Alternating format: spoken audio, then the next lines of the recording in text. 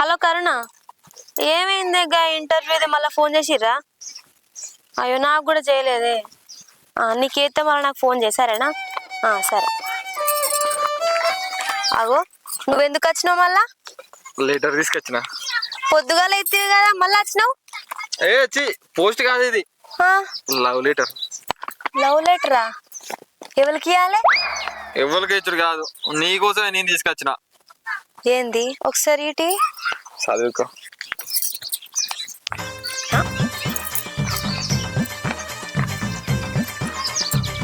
ఇది love లెటరా leave లెటరా?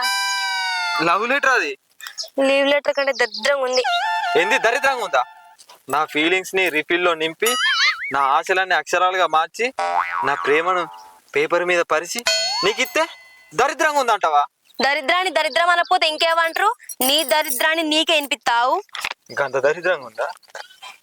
మావకి అట్లా రాయడు కానీ మంచిగా రాస్తాడు. మావకు తెలియలేదా ఈ పోరేకి ఎట్లా అనుకుంటాను. చదువు. నాకేమన్నా భయమా? నిన్ను నేను ఎప్పుడు చూసినా అంటే నువ్వు నాకు ఎప్పుడు కనిపించినావో అప్పుడే చూసినా. అసలు నాకేమైందో తెలీదు. పొద్దుగాల లేవంగానే చాయ్ తాగుతున్నా. చాయ్ తాగకపోతే బీర్ తాగుతారా? పగటిల్లి పప్పుచారుతో తింటాన్నా. రాత్రి 8 కాగానే ఫ్రైడ్ రైస్ తింటాన్నా. అంతేకాకుండా మా దోస్తుగాంతో పోయి 2-3 బీర్లే తాగుతున్నా. ఇదంతా చూస్తుంటే నాకు అర్థమవుతుంది నేను బాగా పైసలు ఖర్చు పెడతానని.